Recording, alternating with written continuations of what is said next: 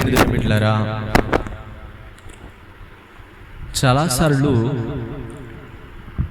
మనమైతే పరిచర్యలో కావచ్చు, లేకపోతే ఆత్మీయ విషయాల్లో కావచ్చు, కుటుంబ విషయంలో కావచ్చు, అది ఏదైనా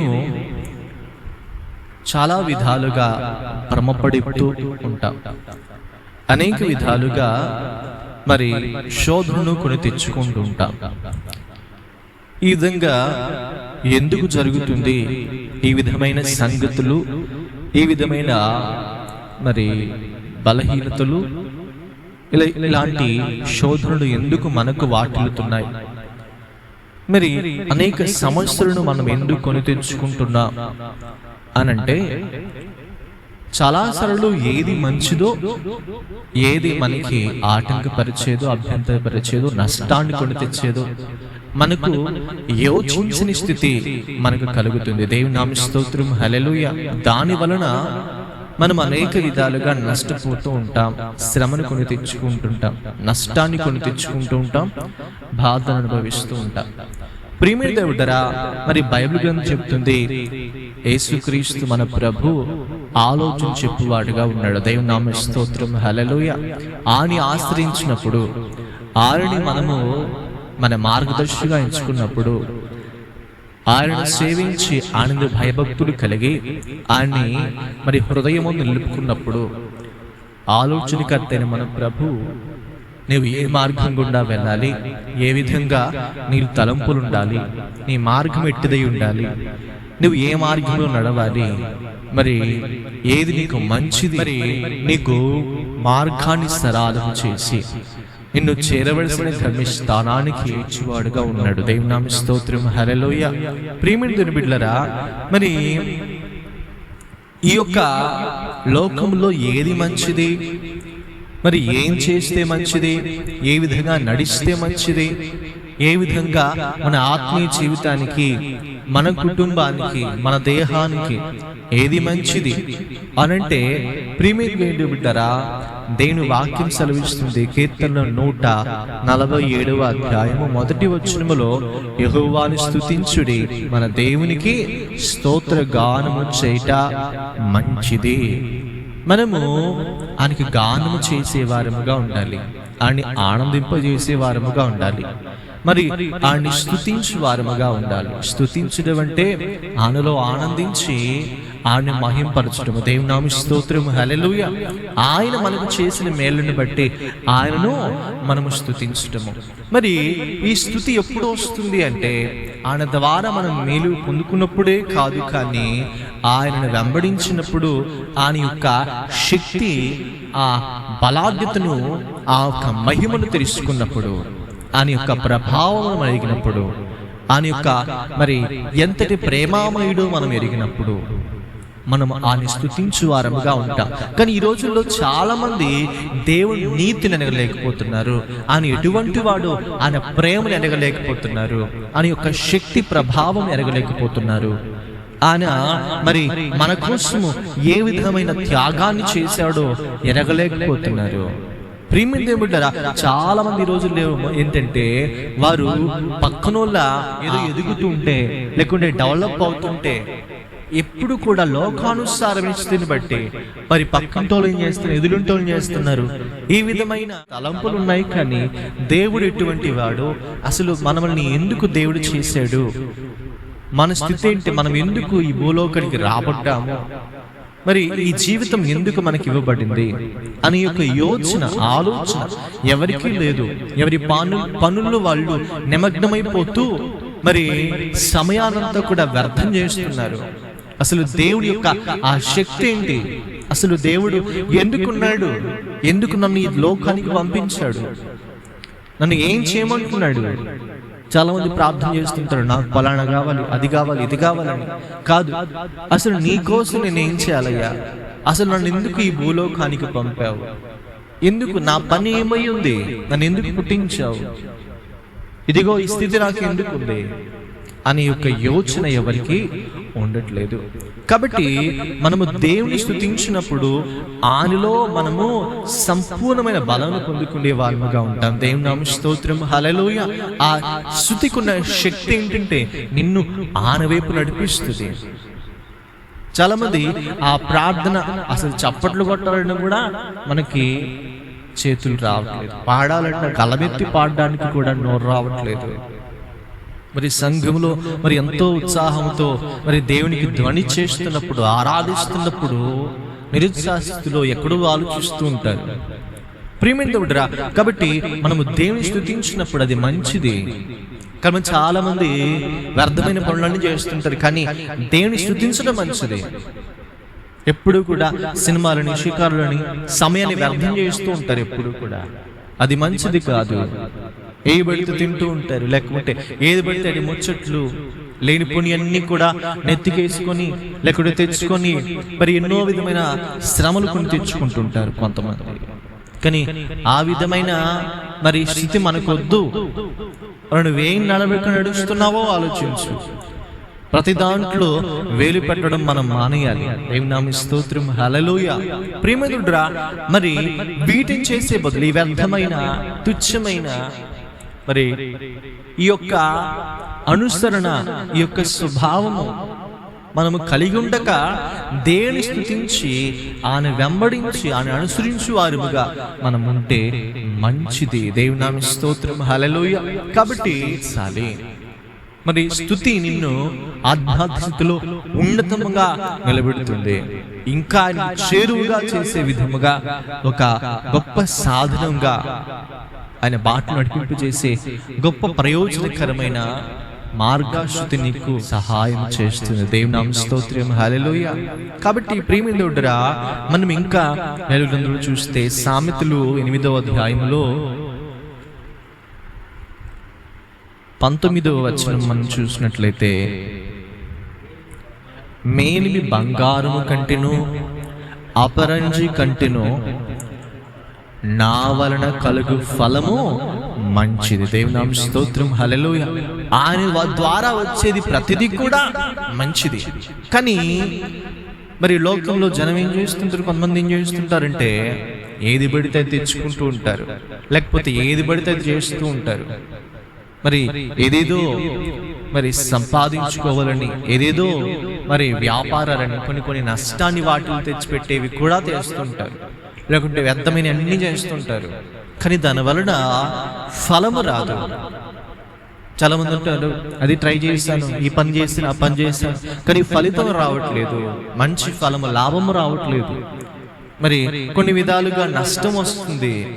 నేను ఏదో చేద్దామని వెళ్ళాను, కానీ అక్కడికి వెళ్ళేసరికి నేను ఆ పని నేను చేయలేకపోయాను, లేకపోతే ఆ ఒక సంపాదన నేను సంపాదించాలనుకున్నాను, కానీ ఎంతో పెట్టుబడి పెట్టి ప్రయోజనమైన స్థితి కలిగింది. ఫలము నాకు లేదు, లాభము నాకు రాలేదు, అది ఆశీర్వాదంగా మార్చబడలేదు. ఇలాంటి మాటలు మాట్లాడుతూ ఉంటారు. ఎందుకంటే వాళ్ళు ఏది మంచిదో, ఏది ప్రయోజనకరమో, ఏ మార్గంలో వెళ్తే, ఏ విధంగా నడిస్తే మంచి ఫలం కలుగుతుందో వాళ్ళకి తెలియదు. దేవుని నామ స్తోత్రం, హల్లెలూయా. దేవుని దగ్గర ప్రతిదీ విచారణ చేసినప్పుడు మరి సమస్తము సఫలము కలుగుతుంది. దేని వాక్యము తెలియపరుస్తుంది. దేవుని నామ స్తోత్రం, హల్లెలూయా. మీరు ఎంత సంపాదించినా దానిలో నెమ్మది లేకపోతే, వక్రమైన మార్గంలో అన్నిట్లో నడిచి ఏదో సంపాదించిన కోటాను కోట్ల ఆస్తులు అన్యాయంతో వచ్చిన ఏ ఆస్తి అయినా కూడా అది నీకు వృద్ధిని తీసుకురాదు, లేకపోతే సంతృప్తిని తీసుకురాదు. అన్యాయము చేత కలిగే వచ్చుబడి నీకు మంచిది కాదు. దేవుని నామ స్తోత్రం, హల్లెలూయా. కాబట్టి ప్రియమిత్రుడా, మనం అన్యాయాన్ని ప్రేమించకూడదు. అన్యాయం చేత అది ఏది వచ్చినా కూడా అది ఒకానొక సమయంలో ఆ చిల్లు సంచిలో పోసిన ధనం వలె, ఇసుక వలె ఉంటుంది, కానీ ఎప్పుడూ కూడా అది నీకు సమకూర్పును తెచ్చిపెట్టదు. దేవుని నామ స్తోత్రం, హల్లెలూయా. కాబట్టి కంటేను అపరంజి కంటేను నా వలన కలుగు ఫలము మంచిది. ఆయన ద్వారా మనం పొందుకునే వారముగా ఉండాలి. ఆయన ఇస్తే అది శ్రేష్టము. ఆయన ఇచ్చేది మరీ శ్రేష్టము. అది ఎంతదైనా సరే, కొంచెమైనా సరే ఆయన ఇచ్చేది ఎంతో శ్రేష్టము. దేవుని నామమునకు స్తోత్రము. హల్లెలూయా. సార్లు అంటారు కదా, మనము ఎంత సంపాదించమన్నది కాదు, కానీ సంపాదించింది ప్రశస్తమైనదేనా, మంచిదేనా, ప్రీతికరమైనదేనా, మరి మనకు నష్టాన్ని తెచ్చిపెట్టేదా లేకుంటే గౌరవాన్ని ఇచ్చేదా, మనము మరి తెలుసుకోవాలి. ప్రియమైన దేవుని బిడ్డలారా, కొంతమంది సంపాదిస్తూ ఉంటారు. అది ఎలాగంటే వక్రమైన మార్గం నడిచి సంపాదిస్తూ ఉంటారు. అని ఆ సంపాదన వాళ్ళకి పేరు ప్రఖ్యాతులు తెచ్చిపెట్టదు. చివాట్లను, అనేక విధములైన మరి చేదరింపులను, లేకపోతే అగౌరవాన్ని, మరి లేమిని, కొదువును తెచ్చిపెడుతుంది, నష్టాన్ని తెచ్చిపెడుతుంది. మరి ఆ అన్యాయం చేత వచ్చినది ఏది కూడా నిలవదు. అదేదో ఒక మూలన పోతూనే ఉంటుంది. కానీ అన్యాయం చేత ఆ వచ్చుబడినది వాళ్ళకి లాభప్రాప్తిని తీసుకొని పెట్టేది వలన వచ్చు ఫలాన్ని మనము మరి కావాలని వేడుకోవాలి. కానీ ఏదో చేయాలి, నేను ఏదో సంపాదించాలని వక్రమైన అన్యాయం చేసి, లేకుంటే బల్ల కింద చేతులు పెట్టి, లేకపోతే ఏదో ఒక రకంగా అన్యాయంగా నువ్వేదో అదిరించో, లేకుంటే ఏదో ఒక దౌర్జన్యం చేసో, కొన్ని ఆ చోట్ల మరి కొంతమంది ఉంటారు, రౌడీజం చేసే వాళ్ళు ఉంటారు. మరి కొంతమంది లంచాలు తీసుకొని అన్యాయం చేసే వాళ్ళు ఉంటారు. మరి అలాంటి చేసే వ్యక్తులకి ఎప్పుడు కూడా ఏమవుతుందంటే లాభాన్ని అది తీసుకుపెట్టదు. కొన్ని విధములైన శ్రమను ఏదుకు రూపాన అది వచ్చి వాళ్ళని నష్టము కలిగిస్తుంది. దేవుని నామమునకు స్తోత్రం. హల్లెలూయా. కాబట్టి ప్రియమిత్రుడా, మనం ఎన్నడూ కూడా అక్రమైన మార్గములో నడవకూడదు. అది దేవుళ్ళు వచ్చేది ఏదైనా కూడా ప్రశస్తమైనదిగా ఉంటుంది, మరి శ్రేష్టమైనదిగా ఉంటుంది. కాబట్టి మనం ఎన్నడూ కూడా మరి అన్యాయముగా ఏ యొక్క పూచికి పుల్ల కూడా మనం అన్యాయముగా ఏది కూడా మనం తెచ్చుకోకూడదు. దేవుని నామమునకు స్తోత్రం. హల్లెలూయా. కాబట్టి అదే విధముగా సామెతలు 22వ అధ్యాయంలో మనము చూసినట్లయితే, సామెతలు 22వ అధ్యాయము 18వ వచనములో మనం చూసినట్లయితే, నీ అంతరంగమందు వాటి నిలుపుకొనుట ఎంతో మంచిది, పోకుండా అది నీ పెదముల మీద ఉండనేమో. నీవు యెహోవాను ఆశ్రయించినట్లు. ప్రియమిత్రుడా, వేటి నిలుపుకోవాలి? నీ అంతరంగంలో వాటిని నిలుపుకొనుట ఎంతో మంచిది. ఏంటిని అంటే దేవుని వాక్యాన్ని, దేవుడి కట్టడలు, అని యొక్క ఉపదేశాన్ని. ప్రియమిత్రుడా, దివారాత్రము దాన్ని ధ్యానించువాడు ధన్యుడు. దేని యొక్క మాటని, వాక్యాన్ని, అది నీ పాదములకు దీపమవుతుంది. మరి చాలా మంది హృదయం ఏం పెట్టుకుంటారు, అంతరంగంలో ఏం పెట్టుకుంటారు? కుళ్ళుని, కుతంత్రములను, అపవిత్రమైన హేయ క్రియలను. మా అత్త అట్టనది, మా అయ్య అట్టన్నాడు, మా వదినట్టంది అని ఎన్ని పెట్టుకుంటారు. పలానా డేట్లో పలానా సమయం అట్టన్నారని ఈ హృదయంలో వ్యర్థమైన చెత్తను పెట్టుకుంటారు. కానీ దేవుని వాక్యాన్ని ధ్యానించరు. దేవుని నామమునకు స్తోత్రం. హల్లెలూయా. దాన్ని హృదయంలో పెట్టుకుంటే అది నీకు ఎంతో మంచిది అని దేవుని వాక్యం సెలవిస్తుంది. దేవుని నామమునకు స్తోత్రం. హల్లెలూయా. ఉపదేశాన్ని వింటారు, ఉపదేశాన్ని మాత్రము హృదయంలో పెట్టుకొని, ఇదిగో పలానా విధముగా ప్రభు ఆయనని అంతరంగంలో మనం అనే వాక్యం ఉంచుకోవడం వల్ల ఎంతో ప్రయోజనకరం అంట. దేవుని మహిమపరుస్తాము, మనము ఆయన యొక్క సొత్తుగా మార్చుకుంటాము. మన దేహము ద్వారా దేవుని మహిమపరుస్తున్న మన అంతరంగములో మరి దేవుని వాక్యం ఉంటే మన హృదయానికి ఎంతో మంచిది, మన దేహానికి ఎంతో మంచిది. దేవుని వాక్యము ఆయన కట్టడలు ఏ విధంగా నడిపించబడాలో, ఏ విధంగా ఆత్మహత్యలో మనం వృద్ధి పడబడాలో, అనేకులకు మాదిరికరంగా ఏ విధంగా జీవించబడాలో వాక్యం మన హృదయంలో ఉన్నప్పుడు ఇవన్నీ మనము చేయగలుగుతాం అని యొక్క వివేచన ఎవరికి ఉండట్లేదు. కానీ హృదయంలో ఏం పెట్టుకుంటారంటే వాక్యాన్ని పెట్టుకోకుండా వ్యర్థమైన అన్నీ కూడా పెట్టేసుకొని అంతరంగాన్ని మరి చెదలు పట్టిస్తుంటారు, కుళ్ళు పట్టిస్తుంటారు. ప్రియమైనదిరా, ఏదైనా మరి అపవిత్రమైన ఏదైనా వాసన గుట్టే చెడిపోయినది ఉంటే అదంతా కూడా ఏం చేస్తుంది? మిగతా వాటన్నిటి కూడా చెడిపేస్తాడు. ఎందుకంటాడు మరి మొత్తంతలో కొంచెమైన పులుసుని పిండి ఉంటే ఏమవుతుందంట, మొత్తంతయు కూడా పాడైపోతుంది. మరి అలాగే నీ హృదయంలో కొంచెం కూడా అపవిత్రత, దేవునికి హేయమైన క్రియలు ఉంటే నీ హృదయం అంతా పాడైపోతుంది. నీ హృదయం పాడింది గాక నువ్వు పక్కన కూడా జరగదు. ప్రేమితుడా, నీ సంఘాన్ని, నీ ఇంటి వారిని, నీ బజారోలని, నీ కుటుంబాన్ని మొత్తాన్ని సర్వనాశనం చేస్తావు. అంటే ఆ నకిలంతా, అపవిత్రతంతా, చెడుంతా కూడా అది పక్కలకు సోకుతుంది. ప్రియమిత్రుడా, కాబట్టి నీ హృదయంలో దేవుని వాక్యాన్ని నిలుపుకున్నప్పుడు నీ అంతరంగము శుద్ధీకరించబడుతుంది. దేవుని నామ స్తోత్రం, హల్లెలూయా. నీ అంతరంగంలో ఇంకేదైనా అపవిత్రత ఉంటే అవి కూడా దేవుని వాక్యం చేత కడగబడతాయి. దేవుని నామ స్తోత్రం, హల్లెలూయా. ఆత్మస్థితిలో గొప్ప మార్గాన్ని నువ్వు ఎంచుకుంటావు, గొప్ప మార్గములో నడిపించబడతావు, అనేకుల్లో గొప్ప సాక్ష్యం నిలబడతావు, గొప్ప దేవుని యొక్క మరి మహిమకరముగా జీవించే గొప్ప కృప అనుగ్రహించబడుతుంది. యోచన వస్తుంది, ఆలోచనకర్తని మన ప్రభు మరి వాక్యము ద్వారా నిన్ను బలపరుస్తాడు, దృఢపరుస్తాడు. కాబట్టి మనం ఇక నుంచైనా వ్యర్థమైన అపవిత్రత మరి హృదయంలో పెట్టుకోకుండా మరి దేవుని వాక్యాన్ని హృదయంలో ఉంచుకోవడం మంచిదని దేవుని వాక్యం సెలవిస్తుంది. కాబట్టి ఇక నుంచైనా మనము దేవుని వాక్యం నడుపుకొని ఆయన మహిమ తెచ్చువారముగా, మనం పరలోక రాజ్య నివాసులుగా చేర్చబడు కొరకు వాక్యమే మనకు ప్రధానము, వాక్యానుసారమైన జీవితము ప్రధానమని ఎరిగి వానుదినము మన అలవాట్లని మార్చుకుని వాక్యానుసారంగా పరిశీలించి మరి వాక్యానుసారంగా జీవించడం కొరకు మనము మన హృదయాన్ని నిలుపుకోవాలని మరి వాక్యం సెలవిస్తుంది. కాబట్టి మనం మరి ఈ స్వభావాన్ని మార్చుకుని, ఈ కుళ్ళు పట్టిన స్వభావాన్ని, పకిలమైన స్వభావాన్ని, అపవిత్రమైన స్వభావాన్ని అంతరంగం నుంచి తొలగించి వేసుకొని ఆయన సాక్షులుగా మనం వెలిగించబడాలి. దేవిధముగా కీర్తనలు 92వ అధ్యాయములో 3-4 వచనము చదవండి. మహోన్నతుడా, నీ నామమును కీర్తించుట మంచిది.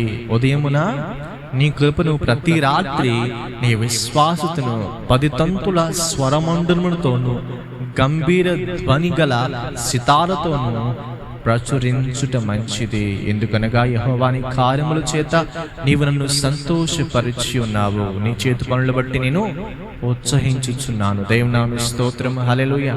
అని ఎంతో మరి ఘనుడు, మరి ఆయన మన మీద ఉన్న విశ్వాసత అంటే నమ్మకం. నువ్వు దేవుని నమ్మడం కాదు, నిన్ను దేవుని నమ్ముతున్నాడు, నిన్ను ప్రేమిస్తున్నాడు. కానీ ఆ ప్రేమను బట్టైనా మనము దేవుని మహింపరచాలి. కానీ ఎవరు ఆయన ఆరాధిస్తున్నారు? ఆయన నామాన్ని కీర్తించడం మంచిది. అసలు ఆయన నామంలోనే శక్తి ఉంది. దేవుని నామ స్తోత్రం, హల్లెలూయా. ఆ శక్తిని ఎవరో తెలుసుకోవట్లేదు. గుడ్డితనం. ఎంత నమ్మకమైన దేవుడు తెలుసు. మనం ఎంత ప్రార్థన చేయకపోయినా, ఎంత దేవుడి మందిరానికి వెళ్ళకపోయినా, వాక్యాన్ని చదవకపోయినా, మరి దాన్ని అన్వయించకపోయినా, ఎన్ని పాపము కుట్రలో మరి ఆశమైన దేవునికి అయిష్టమైన కార్యములు చేసినను నాకు నువ్వే కావాలంటారు. దేవుని నామ స్తోత్రం, హల్లెలూయా. ప్రియమిత్రుడా, ఈ లోకములో మరి ఏ బంధమైనా, ఏ కుటుంబమైనా, లేకుంటే ఏ ప్రజలైనా ఏది ఆశించకుండా ఒకరిని ప్రేమిస్తారా? చూసినట్లయితే అన్నదమ్ములను, అక్క చెల్లెళ్ళు ఎట్లా ఉంటది? వాళ్ళకు ఇదొక రకంగా మమ్మల్ని నెక్స్ట్ జనరేషన్ చదివిస్తారు, లేకుంటే ఏదో ఒకటి చేస్తారు. ఏదో ఒక దాంట్లో ఇదొక మర్మము లేకుండా ఎవరు ప్రేమించారు. స్నేహితులైనా మరి ఎవరైనా సరే లోక బంధం కూడా ఎట్లాంటిదంటే నీకేంటి నాకేంటి అన్నట్టుగా ఉంటుంది. అంటే ఏదో ఒక రకంగా వాళ్ళకి సహాయపడితేనే మనకి వాళ్ళు సహాయం చేస్తారు. దేవుని నామ స్తోత్రం, హల్లెలూయా. ప్రేమిస్తారు, ఏదో ఒక అభిమానం, అంతే కదా, ఏదో ఒకటి ఉంటుంది. కానీ యేసే ప్రేమ ఏంటంటే నువ్వు ఎలాంటి వాడివైనా, నువ్వు నాకు ఏది ఇవ్వకపోయినా నేను ప్రేమిస్తున్నాను అంటాడు. దేవుని నామ స్తోత్రం, హల్లెలూయా. ప్రియమిత్రుడా, ఈ లోక బంధాల్లో మరి ఎందుకండి అతని మీద లేకుంటే ఆమె మీద అంత అభిమానము? ఎందుకు మీరు స్నేహం చేశారు? లేకుంటే ఎందుకు అంత అభిమానం చూపుతున్నారంటే పలానా సమయంలో పలానాకి లాగా సహాయం చేశారండి అనే యొక్క విశ్వాసత, మన యొక్క ప్రేమ అని మనం చెప్తాం. అదేవిధంగా జంతువులైతే మనం ఒక మొత్తేసామని వాళ్ళు అవి కూడా మనల్ని ప్రేమిస్తాయి, విశ్వాసంగా ఉంటాయి. ఎందుకంటే మనం ఏదో చేసాం వాళ్ళకి గతంలో, కానీ మనం ఏం చేయకపోయినా మనల్ని ప్రేమించే వాళ్ళు ఎవరంటే యేసయ్య. దేవుని నామమునకు స్తోత్రం, హల్లెలూయా.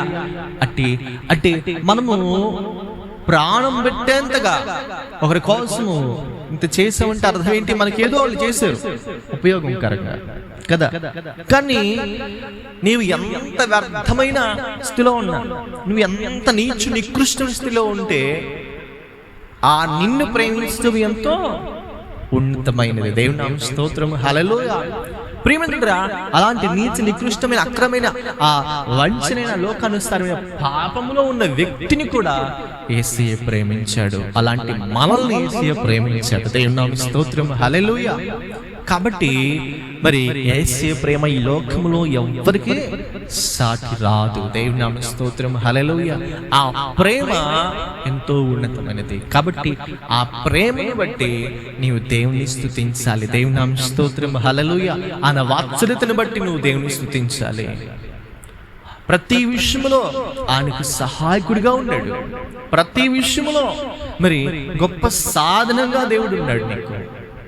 నీకు ప్రతిదీ కూడా నీ అక్కరును అవసరతను నువ్వు ఎంత పాపం చేసినా మళ్ళీ దేవునికి సహాయం చేస్తూ ఉంటాడు. ఎక్కడ వక్రమైన వాళ్ళు నడిచినా దేవునికి సహాయకుడిగా ఉన్నాడు. కానీ తెలుసుకోవట్లేదు మనం. కానీ మనం తెలుసుకోవాలి ప్రేమ తినబెట్లారా ఆయన ప్రేమను మనం గుర్తించాలి. కాబట్టి అందుని బట్టి దేవుని మనము స్తుతించాలి, ప్రకటించాలి. అదే కాలమున మరి ఆయన నామాన్ని కీర్తించడం ఎంతో మంచిది. కాబట్టి ఎప్పుడు మనం స్తుతిస్తున్నాము అంటే ఏదో మందిరంలో వచ్చినప్పుడు అంతవరకు అలా ఏదో కలిసి పాడి వెళ్ళిపోతూ ఉంటాం. కానీ మరి వారమంతా కూడా దేవుని స్తుతించట్లేదు. ప్రతి విషయంలో దుఃఖం వచ్చిన, బాధ వచ్చిన, వ్యాధి వచ్చిన, సమస్య వచ్చిన ఆయన స్తుతించడం మానకూడదు. ప్రియమైన దేవుని బిడ్డలారా, దేవుని నామమునకు స్తోత్రం, హల్లెలూయా. మనం ఎందుకు బలహీనమవుతున్నాం, శోధన కొని తెచ్చుకున్నాం అంటే ఆయన వెంబడించక, ఆయన ఆలోచనానుసారంగా నడవక.